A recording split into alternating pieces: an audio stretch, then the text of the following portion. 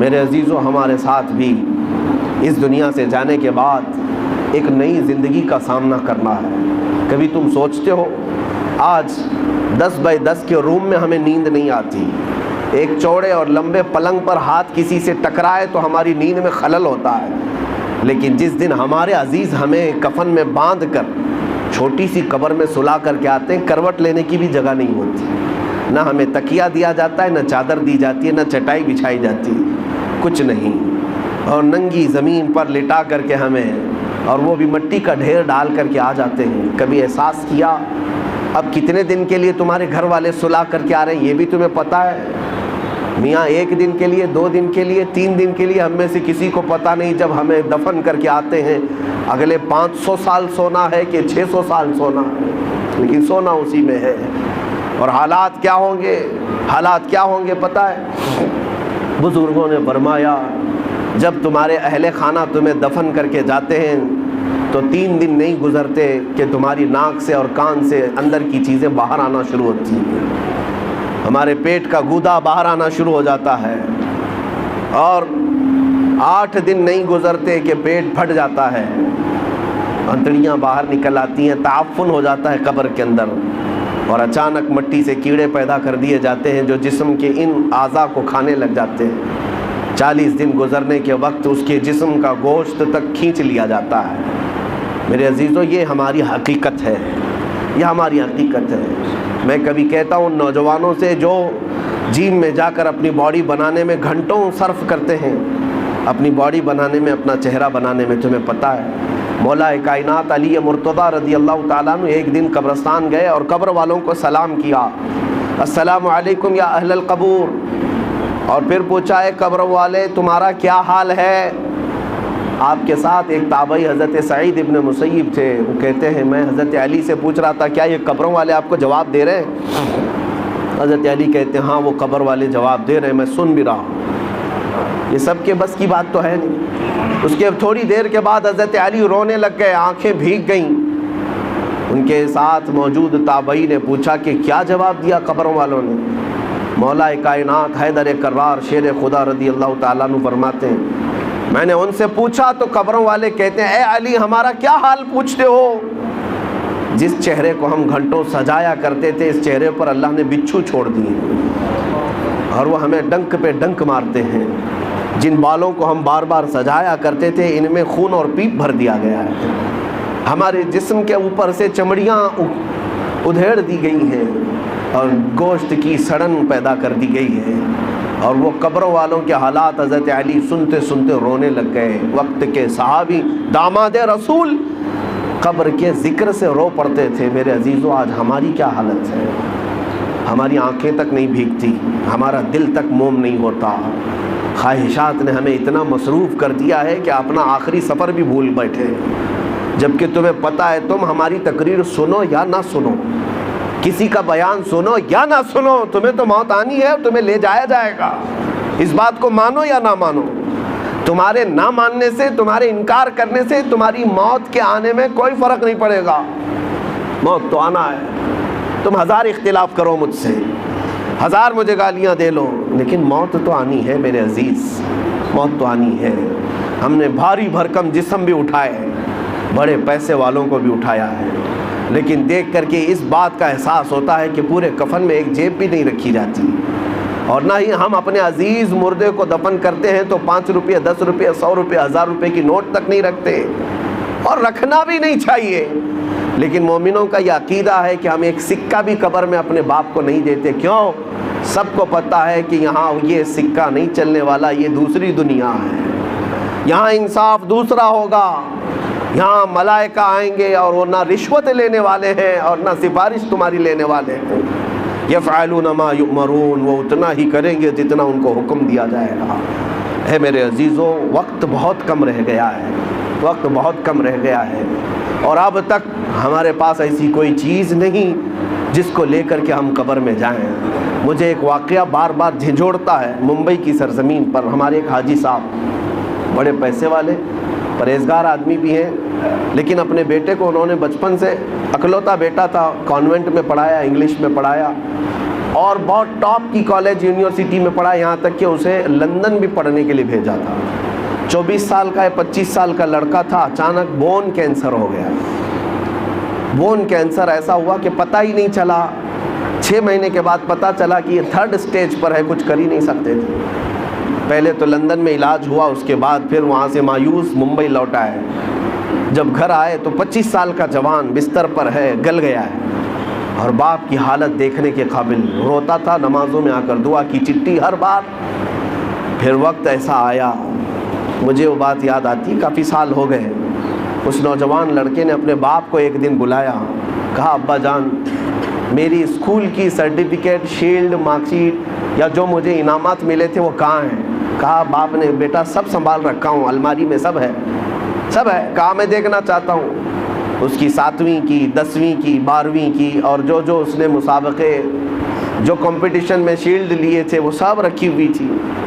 باپ لا کر کے دیتا ہے، یہ تیری 10ویں کی ہے، یہ 12ویں کی ہے، یہ کالج کی ہے، یہ تو لندن میں جو پڑھا اس کی ہے، فلاں کورس کی ہے۔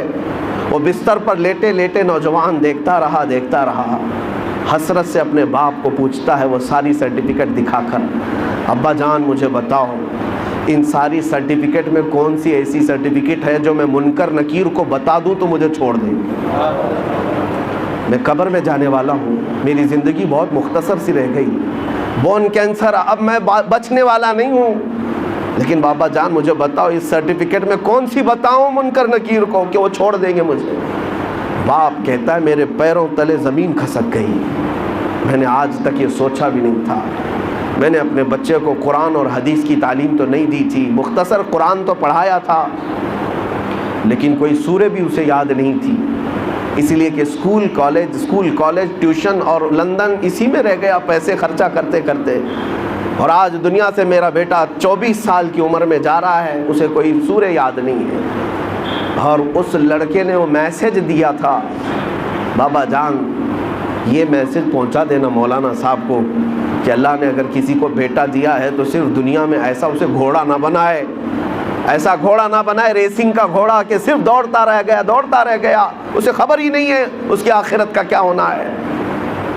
کم سے کم ہر باپ اتنا تو اپنے بیٹے کو دے دے کہ وہ قبر میں میرے مصطفیٰ کو منہ دکھانے کے قابل تو ہو جائے۔ نبی پاک صلی اللہ تعالیٰ علیہ وسلم قبر میں تشریف لائیں اور پوچھیں کہ میرے لیے کیا لایا ہے، تو تمہارا چہرہ کھل تو جائے، یا رسول اللہ میں آپ کا ہوں، آپ کے لیے دنیا چھوڑ آیا ہوں۔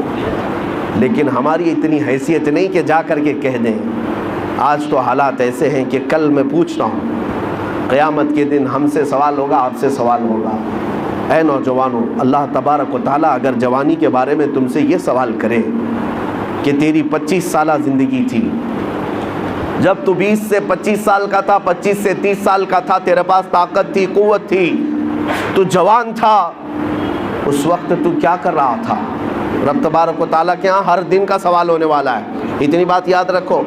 حدیث میں ہے، میرے آقا صلی اللہ علیہ وسلم فرماتے ہیں اس وقت تک میدان محشر سے کوئی ہٹ نہیں سکتا جب تک اپنی جوانی کا حساب پورا نہیں دے گا، دینا ہوگا۔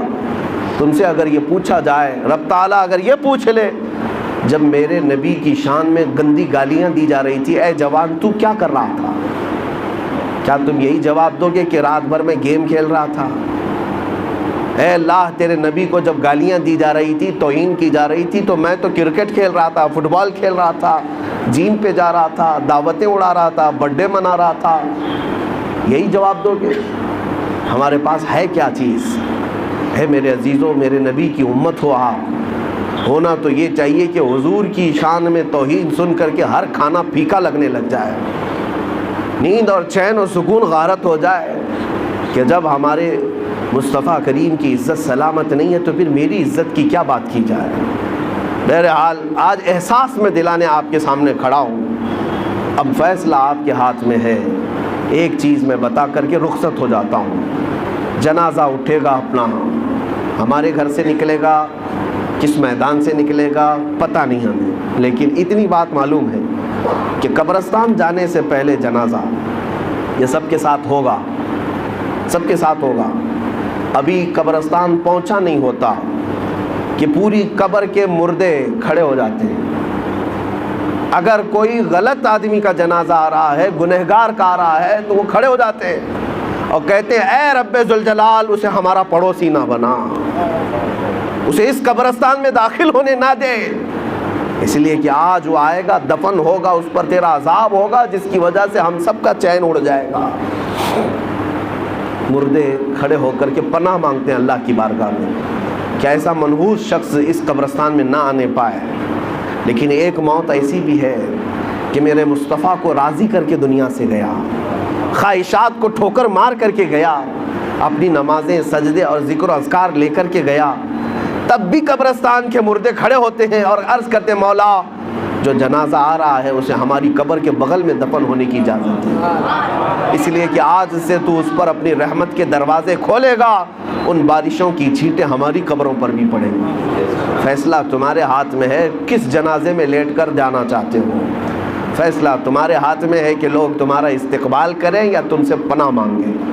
اور اتنی بات نہیں، اس مسجد میں آج نماز پڑھنے آئے ہو، سجدہ کر کے جاؤ گے، پتہ ہے آپ کو یہ بھی روایت میں ملتا ہے کہ جس دن تمہارا انتقال ہوگا مسجد کا وہ ٹکڑا تمہاری جدائی میں رونے لگ جائے گا، جہاں تم سجدہ کرتے تھے اللہ کی بارگاہ میں روتا ہے کہ مولا کیا وہ بندہ چلا گیا جس کے سجدوں سے مجھے سکون تھا، آسمان کا وہ دروازہ جس سے تمہارا رزق اترتا تھا، وہ دروازہ تمہاری جدائی کے غم میں روتا ہے کہ مولا وہ بندہ چلا گیا جو تیرا ذکر کرتا تھا۔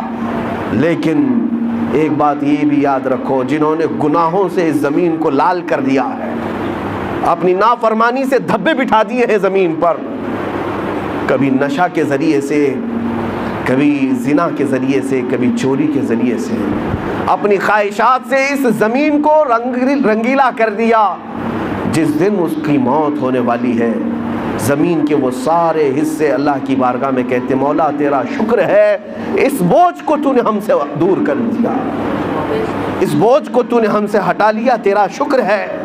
یہاں تک کہ زمین پھر پکار کر کہتی ہے مولا اسے تو میرے سینے میں دے دے، میں اس کے سارے غرور کو ایسا توڑوں گی کہ ایک رات میں اسے یاد آ جائے۔ قبر جب دباتی ہے، میرے آقا فرماتے ہیں ان ضغطۃ القبر حق، حضور فرماتے ہیں قبر کا جھٹکا دینا حق ہے، کسی سے نہیں چھوڑے گی، اور تمہیں بتائے گی کہ تم جس طرح سے اکڑ کر چلتے تھے تمہاری اصل حقیقت کیا ہے۔ اے میرے عزیزو، آخرت کو یاد کرو، اپنے آخری سفر کو یاد کرو، اور اسی میں تم اصلاح بھی پاؤ گی۔ بڑی بڑی تقریریں سن لینا، ہو سکتا ہے اثر نہ ہو۔ میرے آقا نے فرمایا دو چیزیں میں تمہارے درمیان نصیحت کرنے والی چھوڑ جا رہا ہوں، اگر یہ دو چیزوں سے نہیں سدھر سکے تو پھر تیسری کوئی چیز سدھار بھی نہیں پائے گی۔ وہ دو چیزیں کیا ہیں؟ میرے آقا فرماتے ہیں قرآن تمہارے درمیان نصیحت کرتا رہے گا، اور ایک موت تمہیں سمجھاتی رہے گی، تمہارے عزیزوں کی موت، تمہارے رشتہ داروں کی موت، تمہارے دوستوں کی موت، تمہارے ماں باپ بھائی بہنوں کی موت تمہیں بار بار سمجھاتی رہے گی۔ ہم جا رہے ہیں، پیچھے تجھے بھی آنا ہے، جتنی جلدی ہو سکے توبہ کر لے۔ عزیزان گرامی وقار، آخری میری یہ بات ہے، مولانا روم ایک بات فرماتے ہیں، ایک آدمی نے طوطا پال رکھا تھا، طوطا پالا تھا، اور وہ طوطے کو اس نے لا الہ الا اللہ سکھایا تھا۔ کچھ طوطے بولنے والے بھی ہوتے ہیں نا، بولنے والا طوطا تھا، اس کو لا الہ الا اللہ سکھایا تھا۔ وہ طوطا بڑی صاف انداز میں لا الہ الا اللہ لا الہ الا اللہ دن بھر کہتا رہتا تھا۔ ایک دن پنجرے سے باہر نکلا طوطا، گھر میں ایک بڑا بلہ آیا اور بلے نے جھپٹا مارا، اس کی گردن کو پکڑ لیا، اور جیسے ہی جھپٹا مارا طوطا ٹائیں ٹائیں ٹائیں ٹائیں کرنے لگ گیا، دم زدن میں بلے نے اس کو پھاڑ کر رکھ دیا، مر بھی گیا طوطا۔ اب پالا ہوا طوطا تھا، مر گیا، ٹائیں ٹائیں ٹائیں ٹائیں کرتا گیا۔ اب وہ طوطے کا مالک دیکھ کر کے حیرت میں آ گیا۔ ایک تو طوطے کے مرنے کا غم تھا، لیکن اس سے زیادہ اس کی ہچکیاں بلند ہو گئیں۔ لوگ آئے کہنے لگے ایک طوطے کی موت پر اتنا کیا غم کرتا ہے، دوسرا طوطا پال لے، اسے سکھا دے پھر وہ بولے گا۔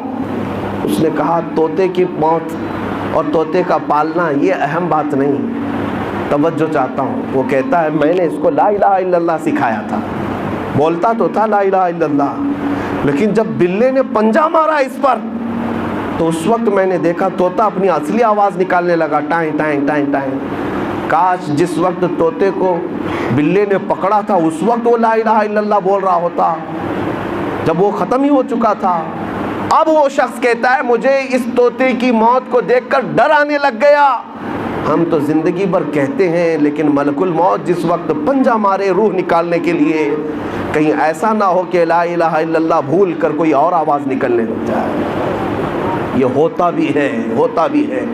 کئی لوگوں کی زبان سے کفریہ جملے نکل جاتے ہیں، کئی لوگوں سے گندی گالیاں نکل جاتی ہیں موت کے وقت فرشتے کو دیکھتے ہی، اسی لیے ان کی موت برے انجام کے ساتھ ہوتی ہے۔ اللہ تبارک و تعالیٰ اچھی موت عطا فرمائے۔ من کان آخر کلامہ لا الہ الا اللہ دخل الجنہ، میرے آقا نے فرمایا جس کا آخری کلمہ لا الہ الا اللہ ہوا، اللہ تعالیٰ اسے جنت میں داخل فرمائے گا، زندگی وصول ہو جائے گی۔ میرے عزیزوں، صرف میں نوجوانوں سے اتنا کہوں گا، بقیہ جو تمہارے پاس ٹائم ہے، لیمیٹڈ پیریڈ ہے، آؤ میرے نبی کو راضی کرنے پر چلتے ہیں، آؤ میرے آقا کو پکار کر کہتے ہیں یا رسول اللہ میں نے دنیا کے پیچھے بہت دوڑا لیا، دنیا کے اقتدا کرنے میں میں نے سب کچھ بدل لیا، کبھی اس کے کپڑے پہنتا تھا، کبھی اس کے کپڑے پہنتا تھا، کبھی چہرہ اس کی طرح بناتا تھا، کبھی بال اس کی طرح بناتا تھا، میں نے ساری دنیا کے بڑے بڑے ہیرو، ایکٹر، سٹار، فلم والے، ان سب کو دیکھ کر کے اپنی زندگی کو بدل ڈالا۔ میرا دیوانہ میری محبت میں آ گیا۔ کا ہر ایک کی یہ تمنا ہونی چاہیے کہ نہیں ہونی چاہیے؟ سرکار غریب نواز کی وفات کیسے ہوئی تھی؟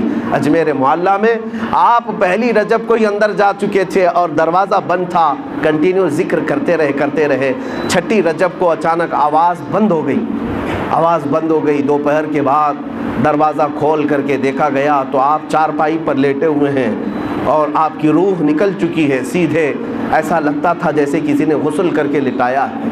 لیکن جو روایت ملتی ہے، آپ کے مریدین نے دیکھا آپ کی پیشانی پر پسینے کے قطرات سے یہ لکھا ہوا تھا ھذا حبیب اللہ مات فی حب اللہ، یہ اللہ کا حبیب ہے، اللہ کی محبت میں دنیا سے جا رہا ہے۔ ہمارے ساتھ بھی اتنا ہونا چاہیے کہ موت کے وقت ایک آواز آتی ہے، سورہ فجر کی آخری آیتیں، یا ایتھا النفس المطمئنہ ارجعی الی ربک راضیۃ مرضیہ فادخلی فی عبادی وادخلی جنتی۔ یہ آیتیں جو اللہ نے فرمایا، یہ حقیقت میں موت سے پہلے ہر انسان کو آتی ہیں، دو طرح کی، اگر نیک ہوگا تو یہ سنے گا، برا ہوگا تو کچھ اور سنے گا۔